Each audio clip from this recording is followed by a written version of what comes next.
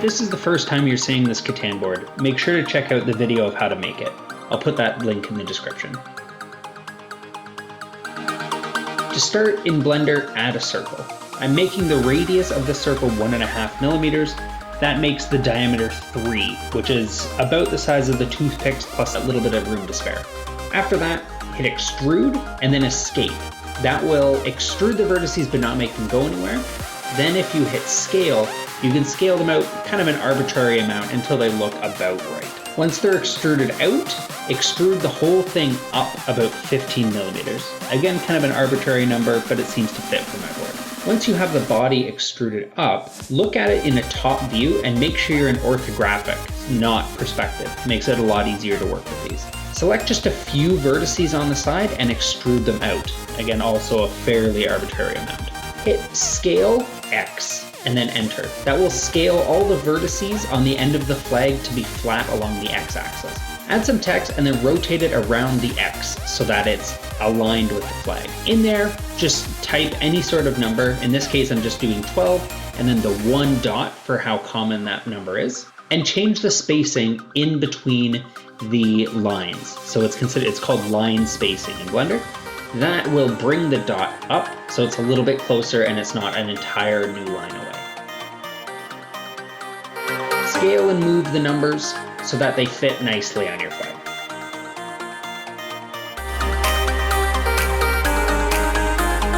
Once they're more or less in place, go back to editing the flag itself and drag it out so that it fits the numbers.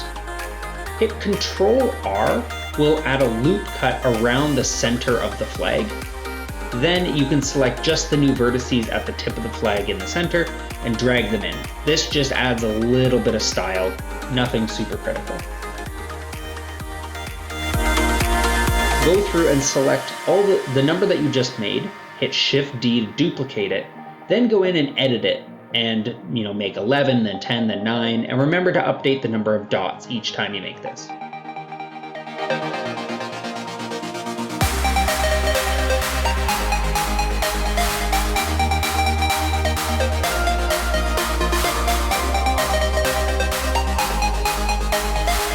Once all your numbers are created, go into Object, then Convert to Mesh.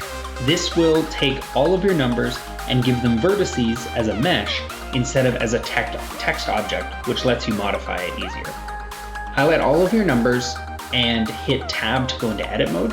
In Blender 2.8, you can edit multiple objects at once. With all of them selected, just hit E to extrude them and give them some amount of depth so that they stick out the front of your flag.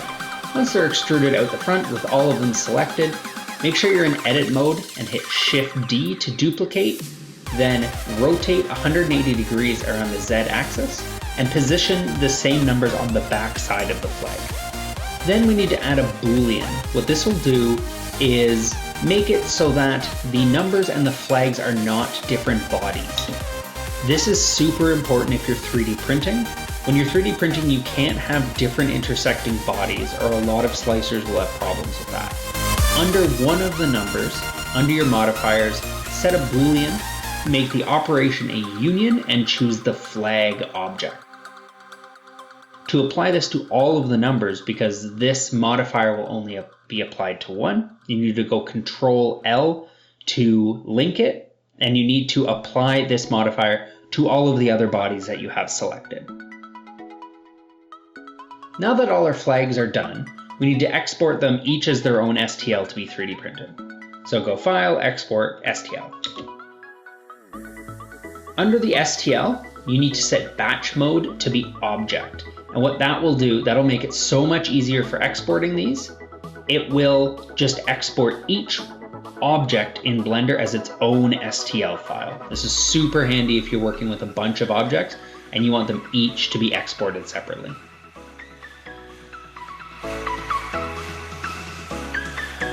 Once they're all exported, take your STL files and 3D print them. Here's a beautifully out of focus time lapse of me doing that with a MakerBot.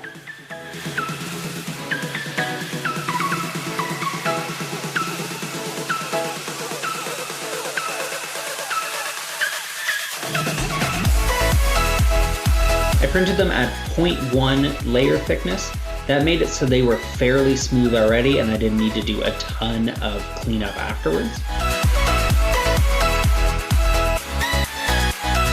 Once they're 3D printed, just get some cheap paint and really small paintbrushes and add a fairly thick layer of black paint on top of all of the numbers, as well as the dots on the bottom of the numbers.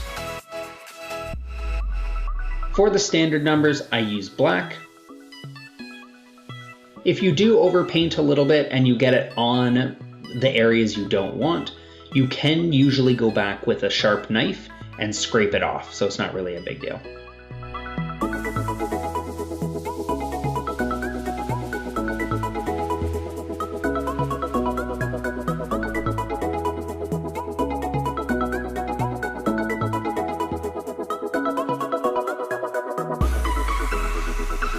For the 6s and 8s, I use red, just to kind of line up with the game.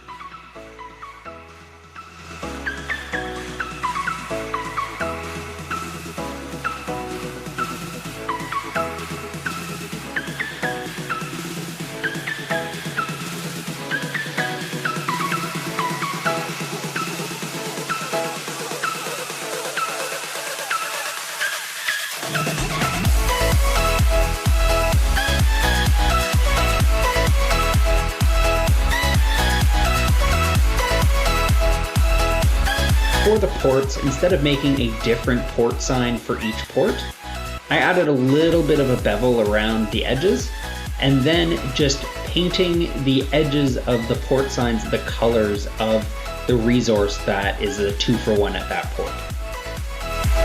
For the 3-to-1 any material ports, those I painted blue. Again, they line up with what the game also normally has.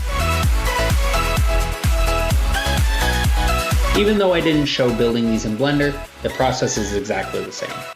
Make the flag, make the numbers, Boolean to combine them, and then just export as STL. Now this is optional, but what you can do is just take some wipe on poly and put this on some toothpicks. Yes, I'm putting poly on toothpicks.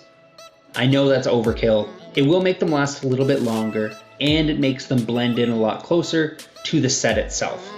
It will also make sure that there are fewer splinters and things, so over the life of the game, they shouldn't break down. Once the poly is all dried, use some nippers to just snip off the ends. You probably could use side cutters as well. The only concern with that is since they are more of a shearing motion, you might end up getting not as clean of ends on the toothpicks. Either way, you can use some 220 grit sandpaper to clean them up. Once all the toothpicks are flat and your flags are dry, you can just put a drop of super glue in the bottom of each flag and put a toothpick in each one. Make sure to spin the toothpick a little bit when you put it in to make sure that the super glue is fully covering the inside, as well as pushing them all the way to the bottom so that your flags are pretty much all the same height. If you 3D printed the Catan tiles or you ended up making them out of wood, either way, you should be able to just drill a small hole into the pieces that makes a little recess for the flags to go in. For the ports, drill the holes in between the two areas where you might have settlements. For the resource tiles, just drill it somewhere near the middle, maybe in a slightly thicker piece of wood, and drilling it somewhere where the wood is flat on top will definitely help, as it'll keep your drill bit from bending.